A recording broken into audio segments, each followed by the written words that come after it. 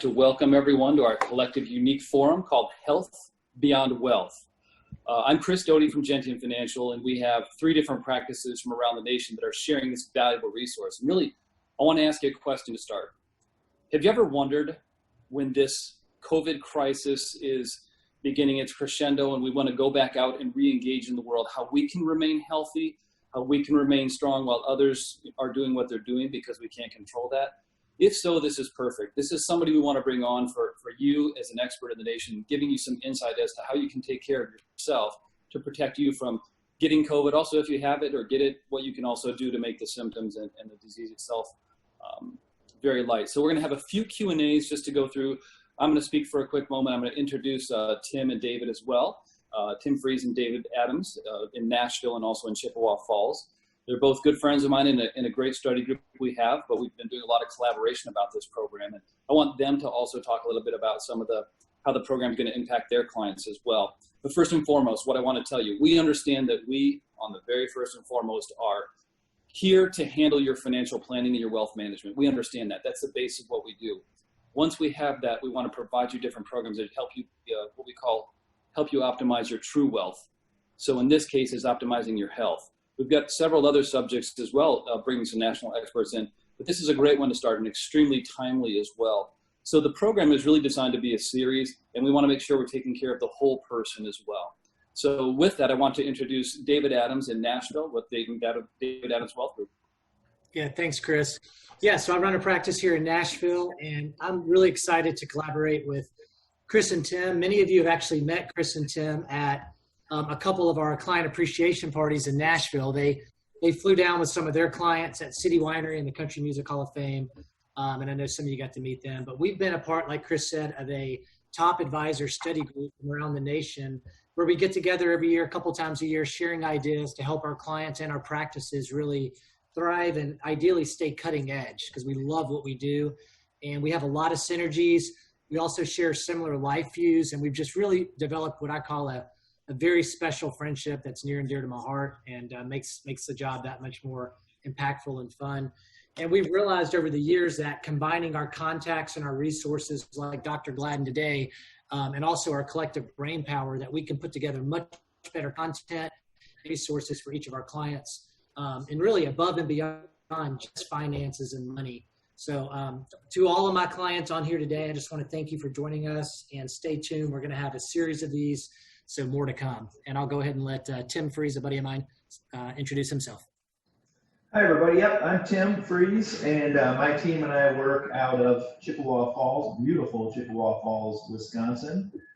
David, yeah, the collaboration and the friendships are truly invaluable. And this today is just a perfect example of us trying to make lives better, not just the finance side of things, but also from the health standpoint. I'm really excited to hear Dr. Gladden, because our mission statement here at our office is, and I know I've shared this with you guys, is we make lives better, clients, team, community, and this falls right in line with it. We do plan on doing some more of these, and putting our heads together to find some amazing guest speakers. Our teams are working on it as we speak, so stay tuned for that. Okay, Chris, take it away. Thank you, Tim. Thank you, Tim. So this is a really interesting time in our lives. I like to look at what's going on, and I like to call this a lava moment. So I want to share this story and scenario with you. A lava moment's a time, and if you look at lava, first it spews from a volcano during a very disruptive time. It flows down the mountain, destroys everything in its path. It's hot, it takes care of everything. But eventually, once it ends its destructive cycle, it actually becomes a renewing cycle. It creates new land. It creates fertile territory for new things to grow. So it paves the way for something new, but starts out very destructive. And I'd say in society right now, this is one of those lava moments. So not only with some of the civil unrest going on now, but obviously with COVID as well, they've probably tied together to give us a lot of angst that's being coming out now. And then a lot of us are very apprehensive as well. So what's interesting about this, you've heard the term VUCA before. It's a military term. It's called volatile, uncertain, changing, and ambiguous. So I'm going to mention a couple of things here. If you looked at right now in history, and this is hard to believe, but if you looked at history right now, we're probably the most certain will be, as far as unchanging, if you will, on a go-forward basis. And why is that? Because the world is becoming more and more complex, and it's changing rapidly. So if you go back 100 years, it was a very simple time. People are going to look back on us today and find that today is a very simple time compared to what the next 20 or 30 or 100 years bring as well. Moore's law in semiconductors, if you are familiar with it, says every 18 months, and this is 1970s is when it was invented, every 18 months, semiconductors double in speed. To give you an idea of the environment we're working with in health right now, in Dr. Gladden, it's right now about every 8 months, our medical knowledge is doubling. So looking at what he's dealing with right now and how he's optimizing health, it's changing rapidly. And if you think about that, if our knowledge is doubling every 8 months in healthcare, the empowering question is this: what might we not be able to solve? That's what a lot of the experts in this are looking at as well. So that's a couple of things. So bring you up to speed on format today. What we're going to do is we're going to have Jeff talk, Dr. Gladden talk, and do a presentation and really look at some of the different ideas. And if you have questions, we've got a few questions you've submitted ahead of time. But once he's done, we'll offer and field some questions along with him. So we have a chat feature and question and answer. So if you want to submit a few along that, please do so as well. So make sure you feel free to do that. It's meant to be participatory. Jeff is phenomenal, but he also loves to answer questions. He loves to fire those along. So let me give an introduction to a good friend of mine and a wonderful, wonderful asset to both us and also to the world and his expertise. But Dr. Jeff Gladden graduated from Temple University School of Medicine with honors. In 1988, Dr. Gladden went into private practice in Dallas, Texas, and subsequently formed his own cardiology group in 1996 called Advanced Heart Care. Dr. Gladden has devoted his energy and attention to developing Apex HPLO, a cutting-edge concierge medical practice. Apex is a transformative program that sources the best and most actionable emerging technologies and merges them with more widely known approaches to help answer Apex's empowering question: how good can you be? Utilizing this approach, Dr. Gladden and Apex HPLO have participants turn the functional clock back. They optimize their health and recapture levels of performance previously thought to be lost. It has set the stage to change the trajectory of aging by optimizing health and enabling a robust life that extends beyond the norm. At the age of 65, his body performs at the level that it did in his 30s. His passion is to optimize current day performance mentally and physically, in addition to emotionally and spiritually, so it's a whole person, and utilize at the base this as a base for a trajectory of longevity while utilizing new advances and resources as they emerge. It's interesting when you visit Jeff in Dallas, and I have. When we go to Whole Foods, it's hard to keep up with him at first because he walks like a 20 or 15-year-old, and you have to try to keep up with him. So it's awesome. It's a super good thing. But I want to introduce to you our featured speaker and guest today, Dr. Jeffrey Gladden. Thanks, Chris. Yeah, just to give you a sense of where I'm coming from, which I think Chris did a really good job there, is that in my former life, as an interventional cardiologist for 25 years, I really felt like I was practicing sick care.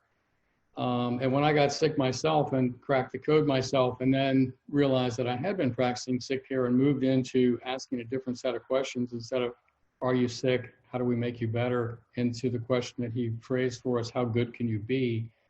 It really changed my perspective. And so I just want you to know that when I'm coming at this conversation here today, I'm looking at it from the standpoint of an opportunity to become stronger, an opportunity to optimize. And I think one of the things that I'm impressed with is that many people are very nervous.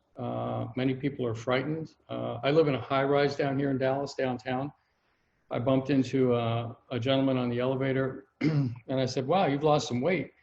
And I thought maybe I'd been working out or whatever. He said, yeah, I've lost about 15 pounds. And I said, what are you doing? And he said, it's about COVID. And I said, well, did you have COVID? And he said, no. And his wife was standing next to him and said, he just has a lot of anxiety about it. And so I think that when I see people, walking around being very, very frightened, it kind of wants me to help people have a greater sense of confidence. So I will tell you that in our practice, the people that we work with, we're very respectful of COVID. We understand how it works. I'm going to explain that to you, and I'm going to walk you through some things. But I also have to tell you that we feel like with the things that we're doing and with the understanding that we have about ourselves, that we can actually navigate this in good fashion. And, a pandemic is something that makes its way through the population, whether you want it to or not. A pandemic can be slowed down with self-isolation, but people can't live in their closet, so to speak, forever. And eventually, as people come out and things start to loosen up like they are here in Dallas, you're seeing that infection rates are going up. And that's to be expected. Pandemics move through the population. There's actually some good in that ultimately we develop some herd immunity, and this sort of changes and we get ahead of it. But the question for you today is, how do you move forward, right? What do you need to understand? How do you do this safely? And how do you have confidence that you're not going to become a victim of COVID-19? So let me just start by telling you a couple things about the virus, some things you may have read and may already know. But the first one is that SARS-CoV-2 is an interesting virus. There's even some thought that it may not even be a naturally occurring virus. We did a podcast. I do a podcast called Living Beyond 120, and we had some guests on, and we talked this through.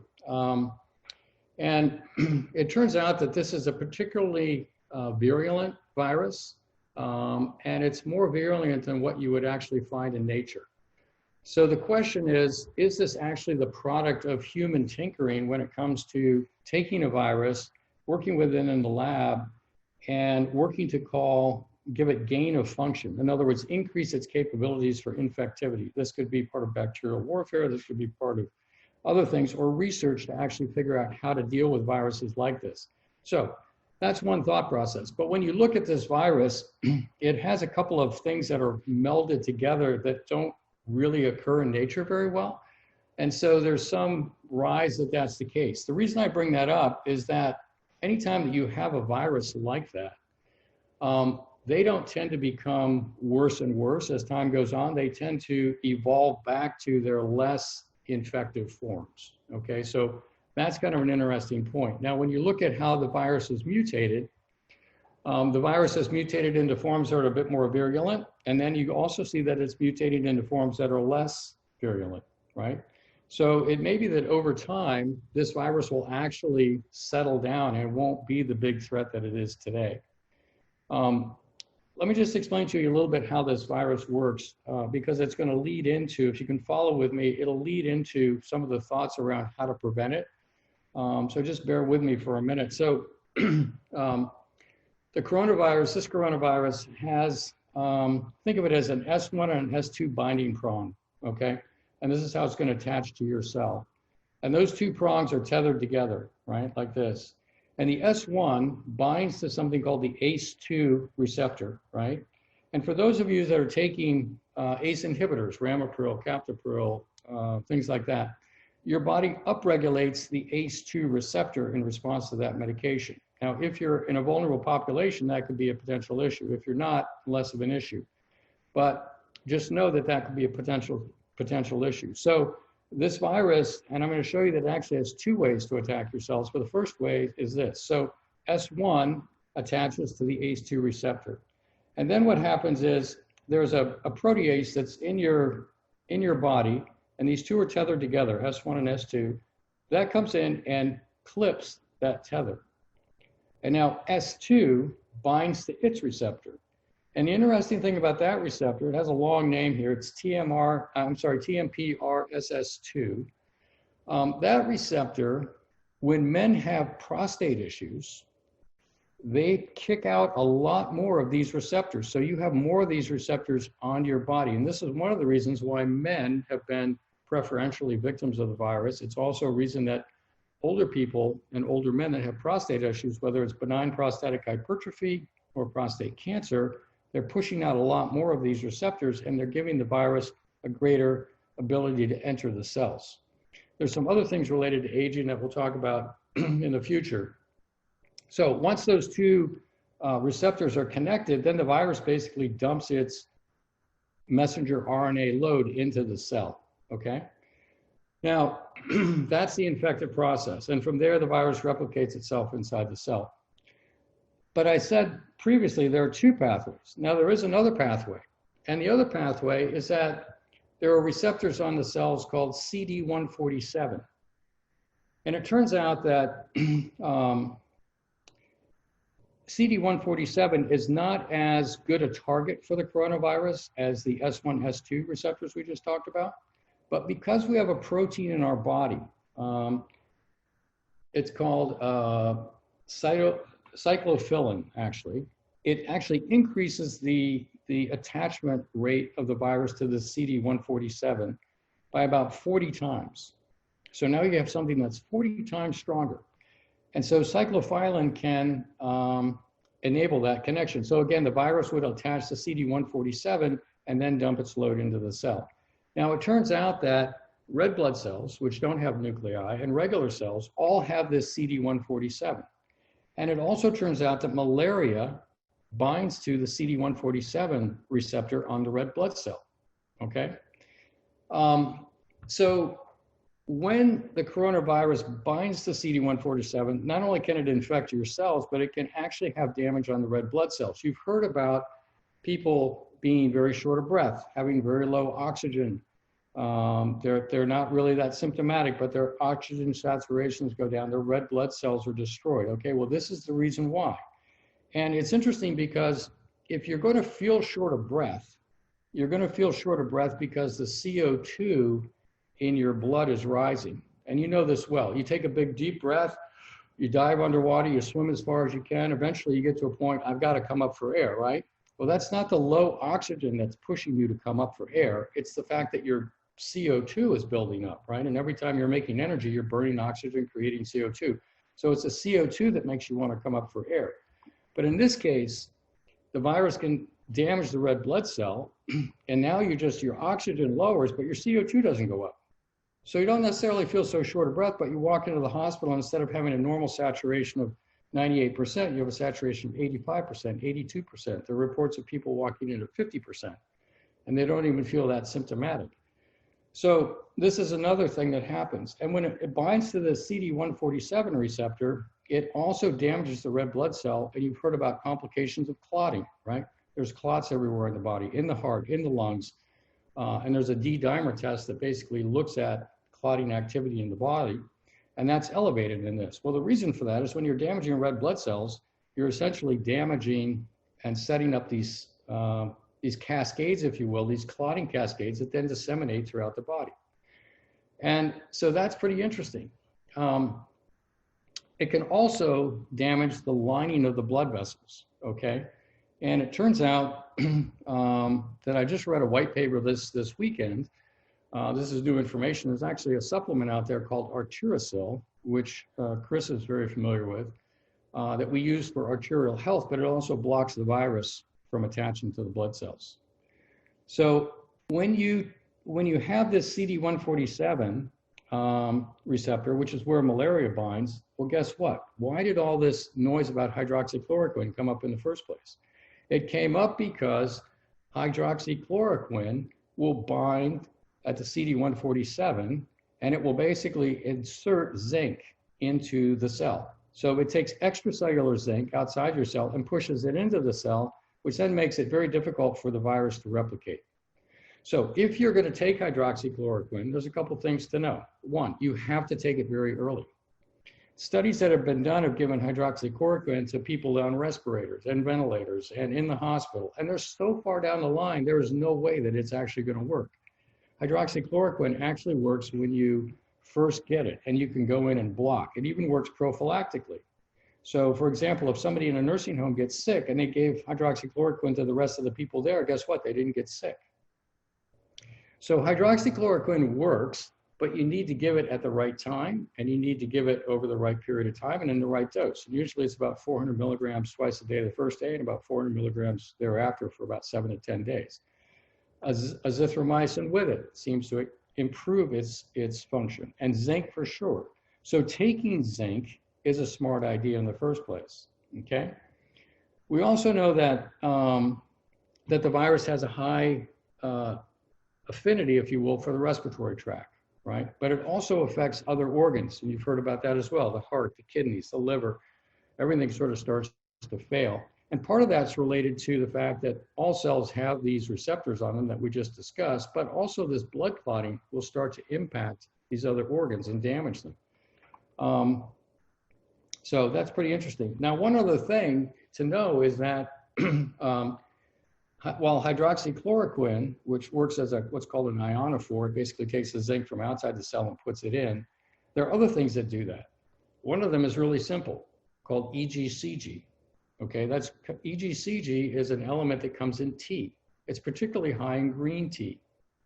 So drinking a lot of green tea keeps your EGCG levels up, gets your zinc levels up, right? Now, all of a sudden, it's like you're prophylaxing almost as if you were taking hydroxychloroquine, right? So it's interesting physiology that you can start to leverage. So when you understand these things, it makes a difference.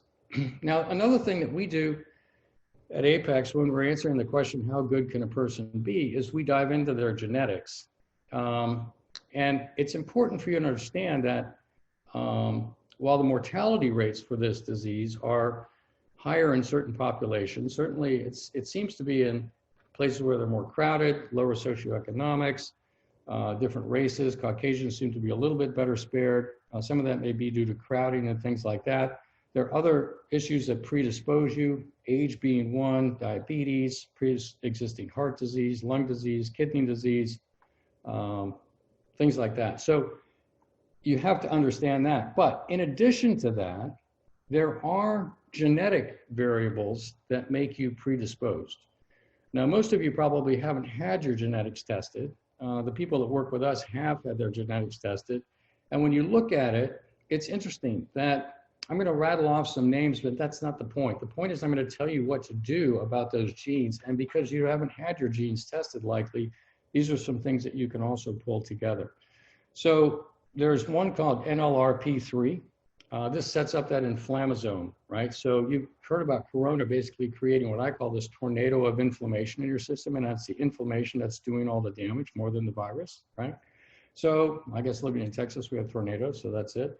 But you can block that with something called special pro-resolving mediators, right? SPMs, the resolvins. Now, what is an SPM?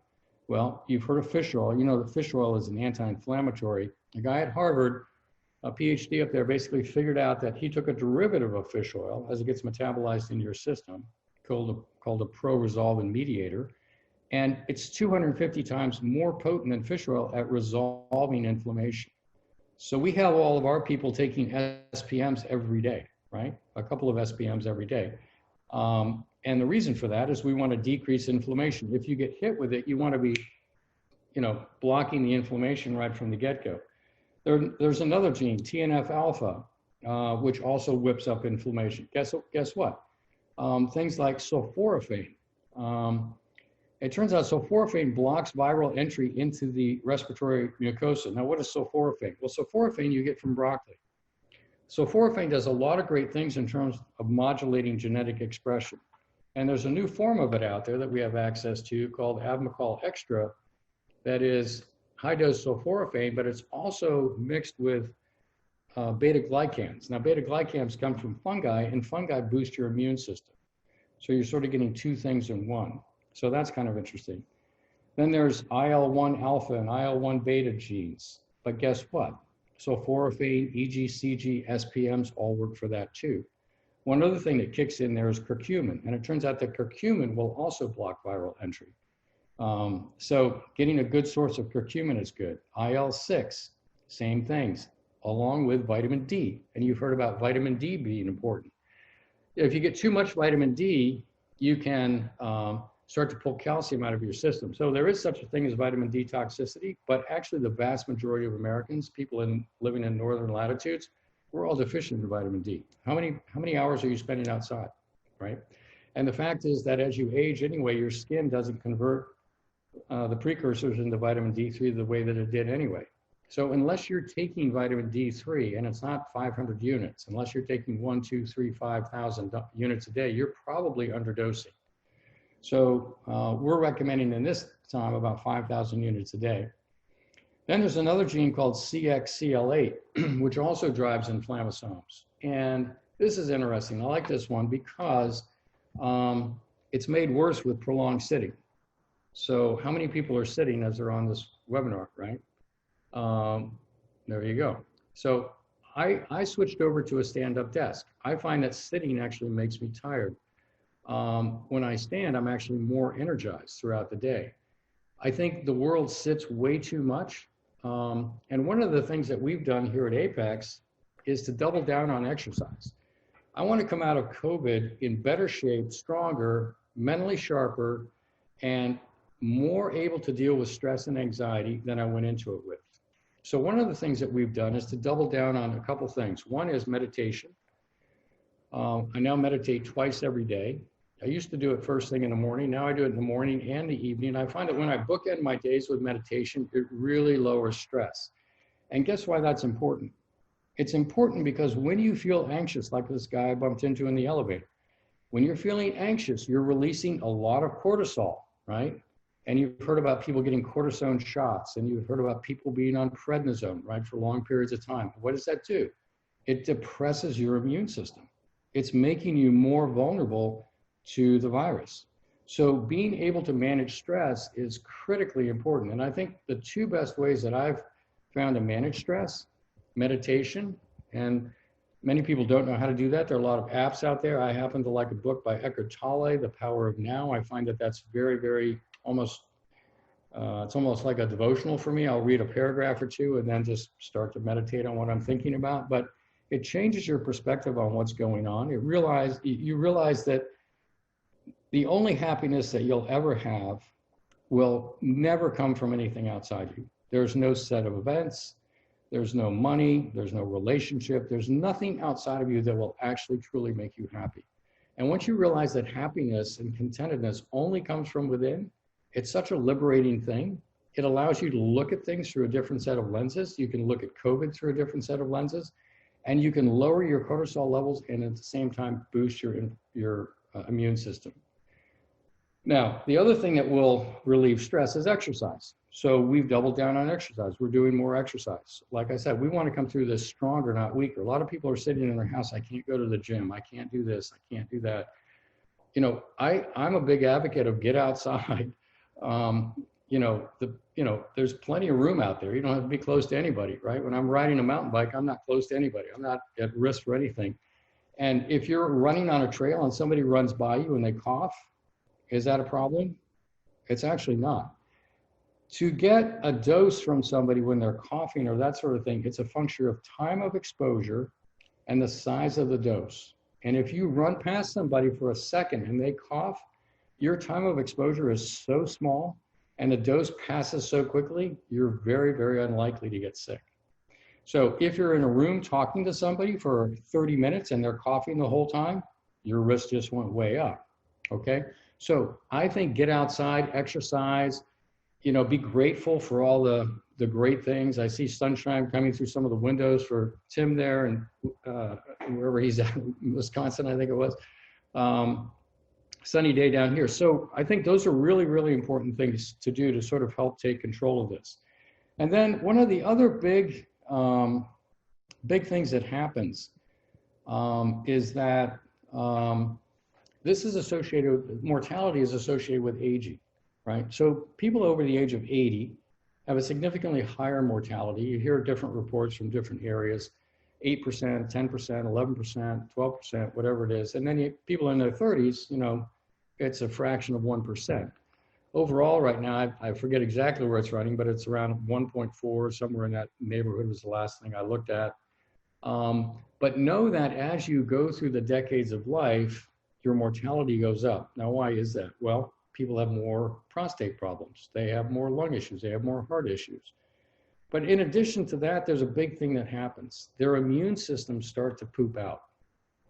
So when we're born, we have a gland in our neck called the thymus gland. It sits just below the sternum right here. And it's responsible for pushing out cells, lymphocytes actually, that help you fight off infection. And that organ works very well up until about the age of 30. It starts to involute actually as a teenager, which means it starts to regress. But by the time you're 30, it's pretty much gone. And the immunity that you developed between then and 30, that's pretty much going to have to carry you. right? So as that starts to wear down over time, you become more and more vulnerable. Why does everybody die of pneumonia, right? Everybody's in the hospital, they all die of pneumonia pretty much, or a heart attack, but a lot of pneumonia, right? A lot of infection, kidney infection. He died from, sepsis, right? There's a lot of that. So the question is, how do you boost your immune system? How do you keep it healthy? Well, you've got to do a lot of things to actually optimize that, but there are some tinctures and things that you can use. There's some mushroom tinctures that we've used that will actually boost your immunity quite nicely. And there are even some peptides out there that will boost your immunity. If you're not familiar with a peptide is you're familiar with a protein. You eat protein every day. Proteins are made up of these little building blocks called amino acids, right? If you have 100 amino acids in a row, it qualifies as a protein. Well, a peptide is a short chain of amino acids. It could be 5, it could be 2, it could be 10, it could be 15. Insulin is a peptide, as an example. It's a hormone and it's a peptide. So your body makes peptides all the time. There's a peptide out there called thymosin, right? Thymosin, remember I talked about the thymus? Thymosin alpha 1. It actually functions like your thymus and it boosts your immune system. So you can take, it's a subcutaneous injection just below the skin. You can take 15 or 20 units every day. It'll be boosting your immune system. So you want to be doing two things. You want to be boosting your immune system and you want to be decreasing your body's ability to have this overexcited inflammatory response, right? So boosting the immune system with tinctures, maybe some thymosin alpha 1, certainly exercise, not sitting around. There's lots of things that will cause your immunity to go down. And guess what? Sitting in isolation weakens your immune system. So when you do come out of the closet, so to speak, how strong are you going to be? We're advocates of being out and about. And having said that, I'll talk about some of the standard precautions that we take. But I want you to just kind of put this in perspective. There are things you can do to both boost your immunity and decrease that inflammatory response that's so unhealthy. And guess what? Men with prostate disorders, if they're being treated, if their prostate cancer is being treated, or they've had prostate surgery, or if they have prostate enlargement and they're on medications, their risk goes down. It doesn't go to 0, but it does go down. Now, if you've had your prostate removed, it's at 0, right? So there's no prostate there. But apart from that, there are ways to mitigate that risk as well. So I want to give you this information to give you a sense of how do you take control of this, right? So everybody's practicing the usual things, right? Wiping down surfaces, practicing what I like to call physical distancing. On our show, Living Beyond 120, my co-host, Mark Young, basically said he didn't like the term social distancing. We need to be socially close, but we need to be physically separate. So he coined the term physical distancing. So I think practicing physical distancing is a good idea. As I said, wiping down your surfaces, wearing an N95 mask. I see a lot of people running around with a bandana. That's not doing anything, really. It's not filtering anything. It's kind of meeting the standard code. You go in the grocery store and you see people wearing bandanas and surgical masks, and the people working there, it's a cloth mask and it's down below their nose. And, it's just, there's so much poor mask hygiene, I suppose. So you really want to get a hold of a good mask that will actually filter the virus, and that's an N95 mask. That's really kind of the standard. So those are available too. But let's do this. So let's say that in this group, and we haven't had your questions yet, so I'm not sure, but there may be somebody that thinks that they're coming down with COVID, right? So what are you going to do? What are you going to do if you're coming down with it? Well, at our practice, for our people, we have them get tested. You put a swab up your nose. It's a PCR test, which basically means it's amplifying the RNA signal from the virus to the point where they can hopefully detect that it's there.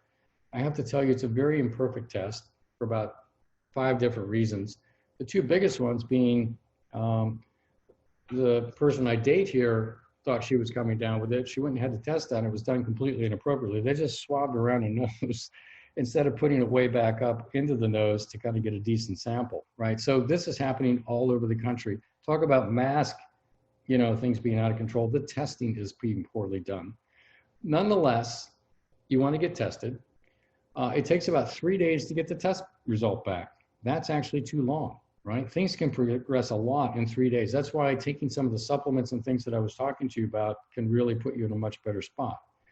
And then the FDA basically some months ago came down and said hydroxychloroquine, which has basically been on, you know, the list of 50 world's essential medicines for, I don't know, 50 years. I mean, it's been a drug that's been available forever. It can no longer be used without certain criteria being met, right? So now in the state of Texas, we had to wait for a positive test before we could prescribe it. It's not the same in every state. You'll have to check with your pharmacy to see what the deal is, but if you can have some and have it prophylactically, that's a good thing. But if you do come back with a positive test, if you can get your doctor to prescribe it for you, it'll work very well if you get everything going early. We've had a number of people who have tested positive, we've gotten it to them, and in 48 hours, they are back to normal. Hydroxychloroquine, Azythromycin, Zinc, they are back to normal in 48 hours, right? So we know the stuff works. Remdesivir, okay, this is the Gilead product. You know, it's basically a $2,000 solution that may or may not even be a solution. The study that was done didn't even really show a survival benefit. So now it's going out into larger trials, but you've got a $10 medication that if you take it quickly can be life-changing. I think you really should think about, I know there's been a lot of bad press about hydroxychloroquine. Oh, and the question of prolonged QT syndrome, what is that?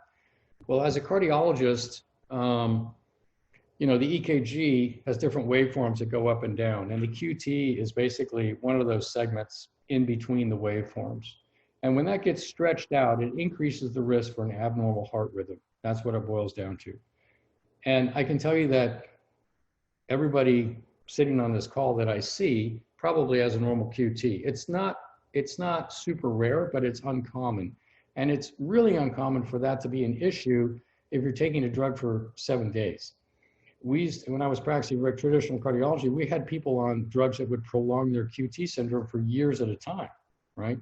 So yes, if you give the drug to a group of people that are already sick and dying, yes, do you see complications? Of course, but that's an inappropriate use of the drug. So just remember that unless you have a real heart condition or you're taking heart medications like procainamide or quinidine or things like that that are known to prolong the QT syndrome, and you can check with your doctor about that, I don't think it's going to be much of an issue for the majority of you.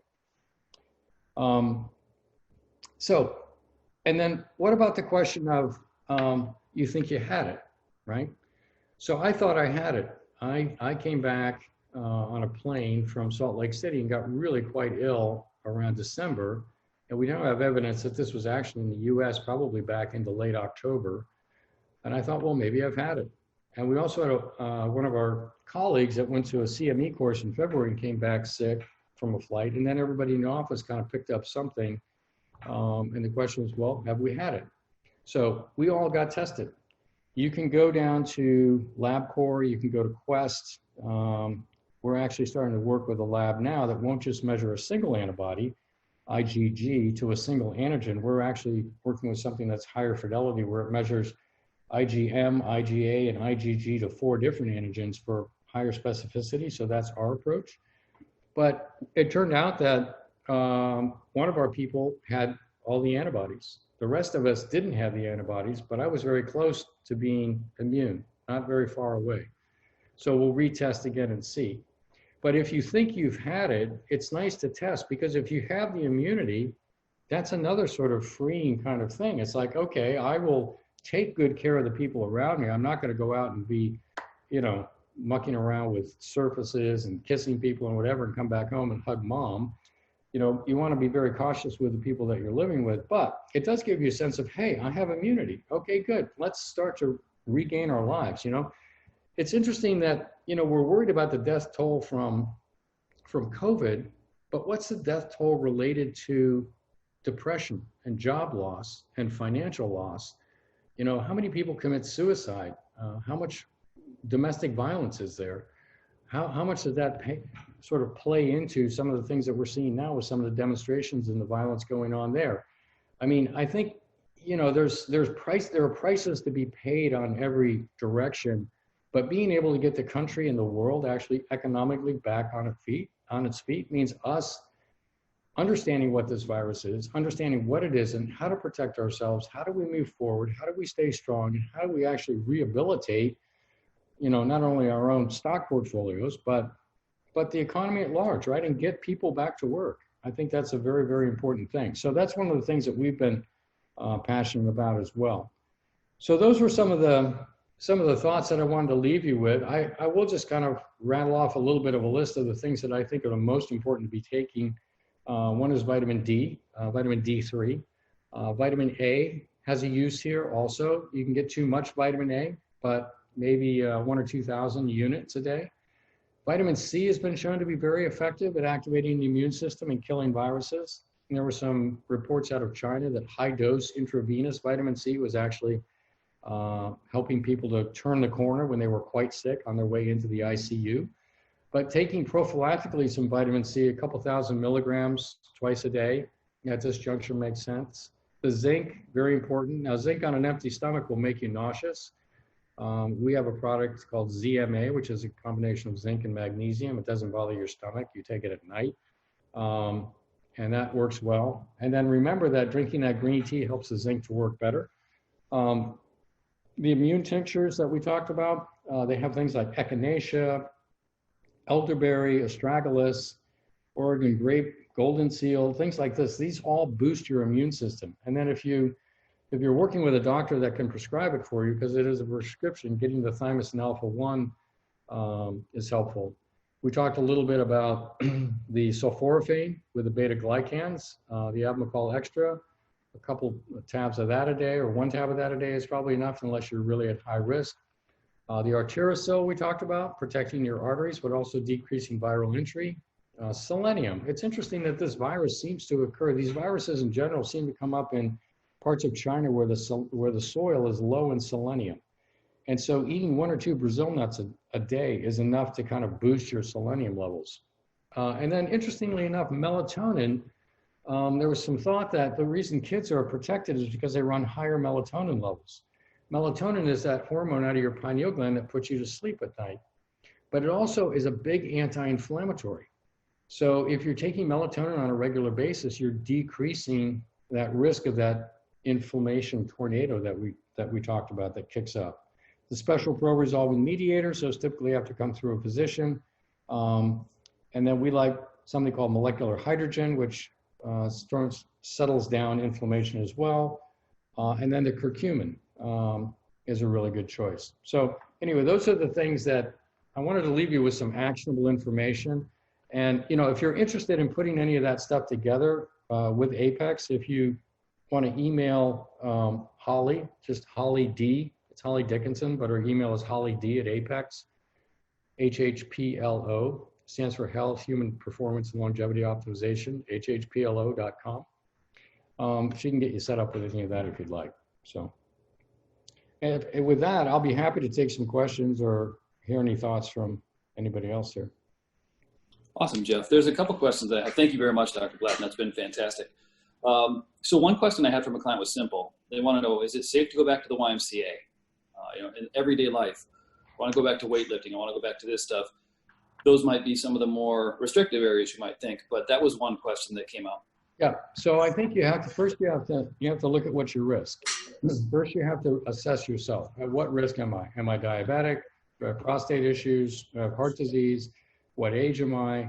You have to assess your risk. If you're in a high-risk group, I would not go back to the YMCA right now. Would I stop exercising? No. I would go outside. I'd be doing push-ups or sit-ups, or I'd find some other way to do stuff, but I probably wouldn't go back to the gym yet. Now, if you're 52 years old and you're in great health, going back to the YMCA, I think if you take precautions, wipe down the equipment, wear a mask while you're working out, you know, keeping your physical distancing that we talked about, I think you can go back. And particularly if you're doing some of the supplements and things that we talked about, you're giving yourself some added protection. Another client asked a question, which is, what if I have COPD? Is that an issue? Is that a risk to be taken care of? It's a risk, yeah. Okay. Be very careful with that. Another one said there's a rumor that in Italy autopsies, this is more of a bacteria. There's misinformation coming out, or have you heard anything on that line? Well, with viruses, there are always what are called super infections, right? A super infection, so a virus comes in, attacks your system, and then you're weakened, and then a bacteria comes in and takes advantage of the situation, and you get what's called a super infection. It's an infection on top of an infection. So it's not surprising that some people would die of bacterial infections. And that brings up one other point that I did want to make, something that I get asked about a lot is, what about the vaccine, right? Is the vaccine going to work? When is it going to be here? So you have to understand that this is a different kind of virus than what you're used to thinking about. There are DNA viruses that are made from DNA, and then there are RNA viruses. Back to high school biology here. DNA is in the nucleus. It holds all your information. RNA is a nucleotide actually that's made from the DNA.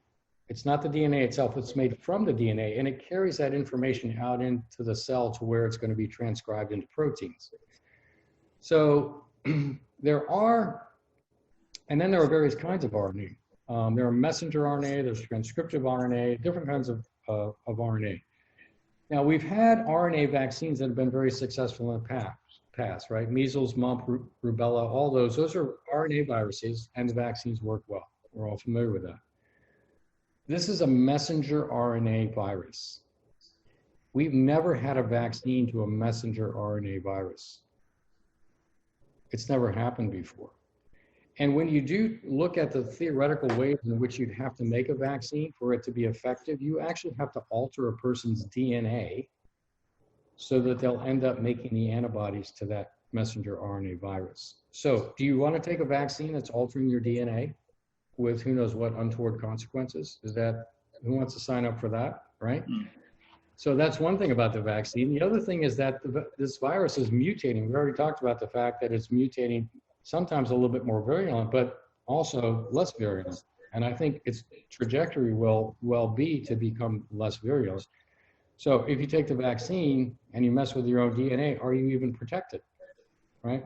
So I think putting your eggs in the basket of, hey, I'll just stay at home till they come out with a vaccine, and then we'll all be happy and we'll all go back to work, I think is really not how this is going to play out. I think the pandemic is going to move through the population, and I think it's a question of you protecting yourself and kind of going about your business. That's helpful. Thank you. Another one I had is that a client asked about if they're an AFib, is that also another high risk factor? An arrhythmia typically is associated with other issues related to the heart. I would see that as, for example, you can have what's called lone AFib, an atrial fibrillation, just so people understand. The heart has 4 chambers, 2 lower chambers, 2 upper chambers. The upper chambers are responsible for helping to fill the lower chambers a little bit. About 15% of the fill comes from the upper chambers squeezing. So they're kind of a minor component, but they're important. The lower chambers do the main pumping. The right side's through your lungs, the left side through your body. Heart attacks kill you because the left ventricle gets damaged and it can't pump through the body. Then you go into congestive heart failure. So atrial fibrillation is when those upper chambers, instead of beating in a nice rhythmic way, they just sit there and sort of shake like a bowl of jello. They just have chaotic electrical activity and no pumping's going on. It causes blood to potentially clot in little outpouchings of the atria, and you can have a stroke from that. So atrial fibrillation is a serious thing. It needs to be looked at. It can be lone, where everything else in the heart is normal. Some people have a genetic predisposition. There, I think the risk would be small. But many times it's associated with valvular heart disease or a previous heart attack or a heart that's enlarged or things like that, or high blood pressure, to the point where there's a bigger story than just the atrial fibrillation. And those people, I believe, are at higher risk. That's awesome. Jeff, there's another question that comes from our now, if you have a question, make sure you type it in. I know somebody's got their hand up named Connie. If you can just type in your question, it's better. What SPM product do you recommend and where do you find it? Special pro-resolving mediators. We use one from Metagenics. I heard there's another one out there. If you email Holly, she can set you up with it. So perfect. Thank you. Another one is that I've read you can catch COVID through your eyes because of a higher number of receptors in the eye cells. Is that true? That I haven't heard. That may be true, but I don't know. I'm not sure. Okay. Awesome. Thank you.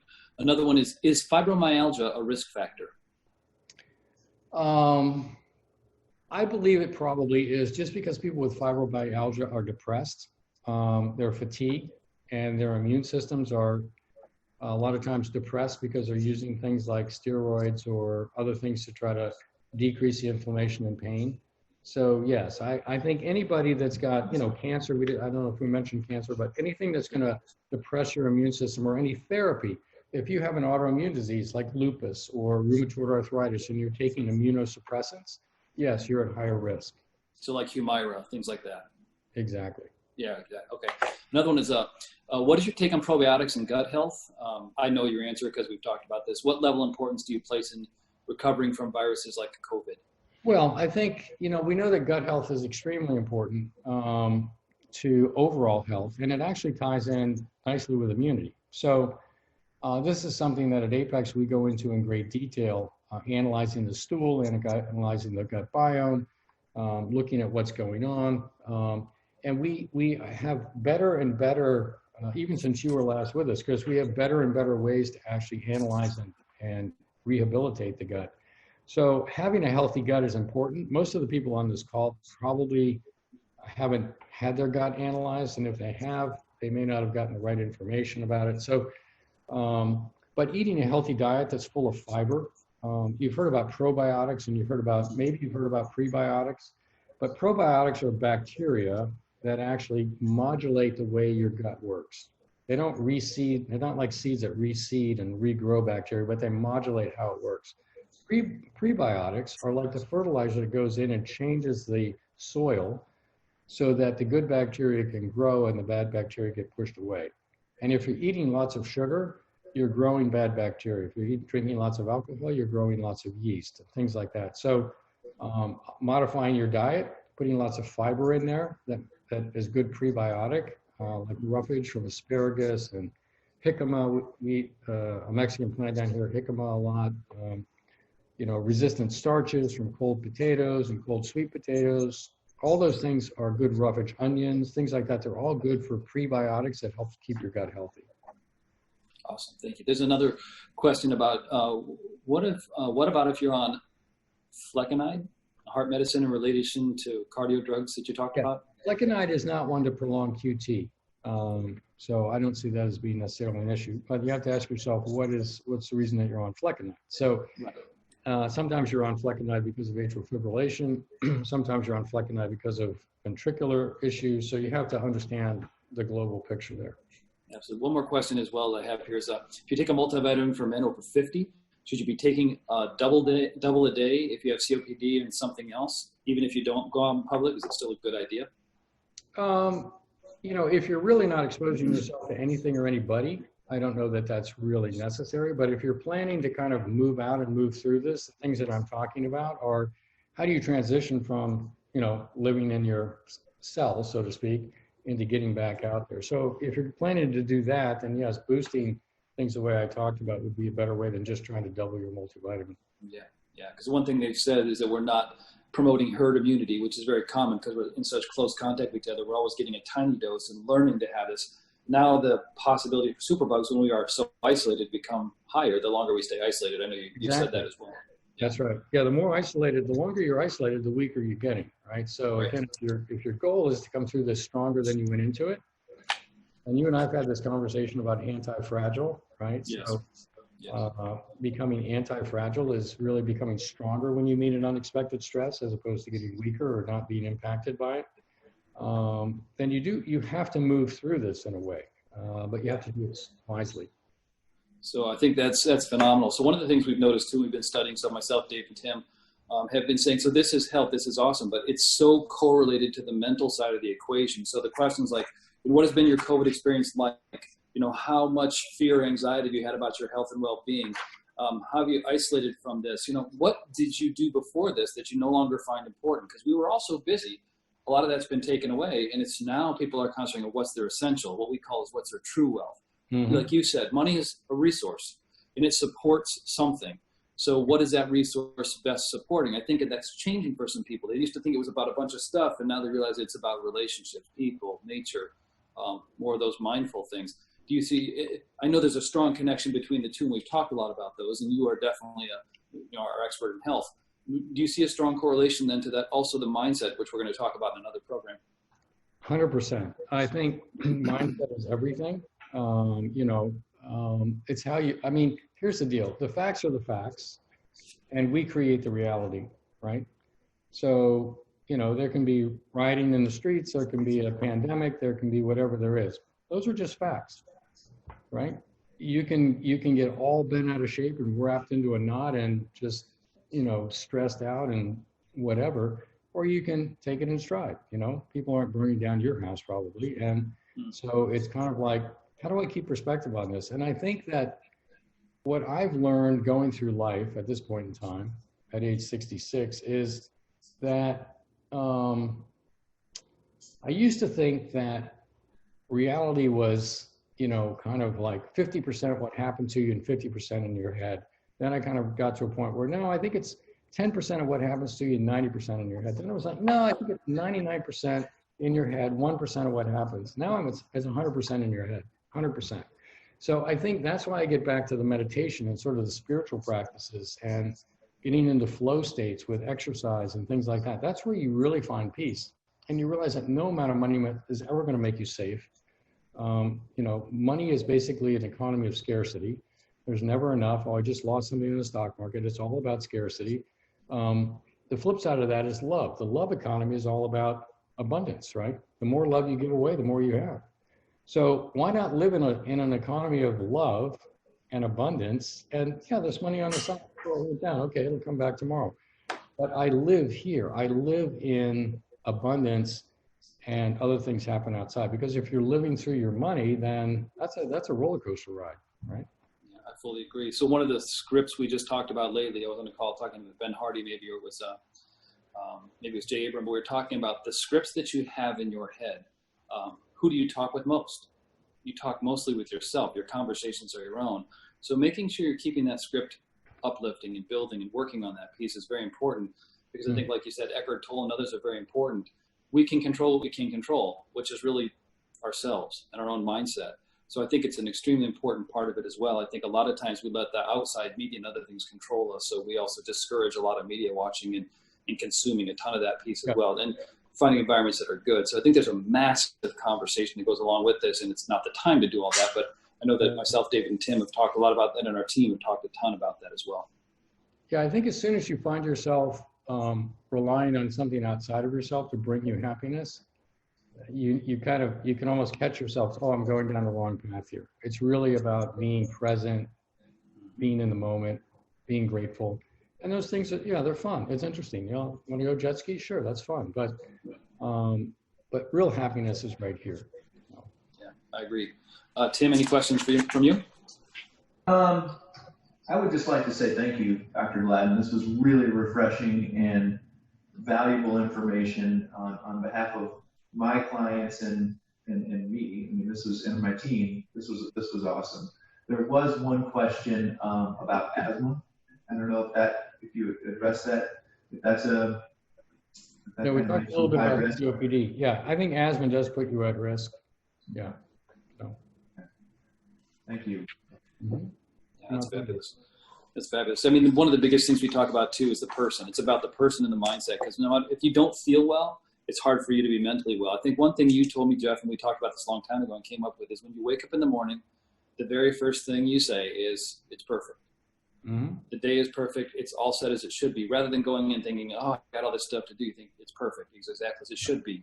And you start from there. I think having an important morning ritual is super important to get that mindset straight and have you control your day rather than your day control you. I know we've talked a lot about that as well. Mm-hmm. Yeah, I agree. If you wake up in your day and you're living in resistance to what's around you, right? You feel yourself resisting it, then you know you're going down the wrong path. You really have to let it go. Accept things as they are. The vast majority of it you can't change anyway. Accept things as they are and go back into your own space, where the interesting thing is, when you're stressed, are you more creative or less creative? You're actually less creative. So when you're in a place of peace and calm, yes, you can come up with very creative solutions about how we're going to navigate ourselves well through this. But when you're overwhelmed by the stress of this and that, all of a sudden all your creativity just kind of got trashed because your mental energy went into stress as opposed to into creativity. So I think it's almost counterintuitive, but it's almost like the less you care And the more you focus on what's really important, the better you can handle whatever comes at you.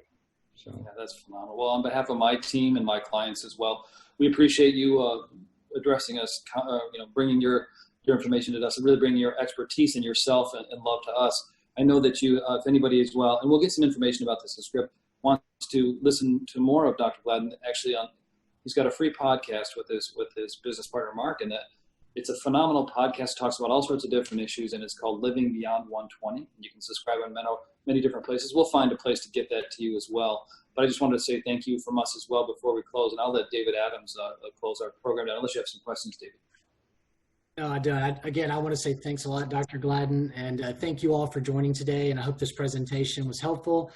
Our teams are going to get together and try to get a recording of this that we'll put up on each of our respective websites, probably send out an email. So if you want to share it with your loved ones who couldn't make it today, friends, whatever, that would be great. And then, of course, if you have any questions for any of us, we can facilitate those with Dr. Gladden as well. So thank you so much. And like we said earlier, we're going to do several more of these types of events over the coming weeks. So check your email for invites accordingly. Great. Thank you. I really appreciate the opportunity to speak. I hope the audience found this helpful. I really hope that you feel like you have more confidence going forward than you had when we started. So that's really the goal. Yeah, we definitely do. Thank you very much, Jeff. We appreciate that part as well. And I know that I think a lot of how you presented this is really in very useful bites. So we'll definitely appreciate that for you. And if anybody wants to get to know Dr. Gladden, as he'd given Holly's email as well, we'll send that piece out so people can talk more about what can they offer as well to you. So great. And how to engage with him. Thank you very much. Appreciate it. Everyone have a wonderful rest of their day. Hopefully this is helpful as we open up society again and we all head back out in a very cautious manner, or we wait and see as well. There's still more data that's coming in. But we appreciate your time, most importantly, your time with us, for being in part of our family and community. And anything we can do to help you in that form, just ask us all a question. We share information and comments all the time. So please share that with us as well. So you guys have a wonderful day. Thank you tremendously. And have a great rest of your Thursday. Stay healthy and be well.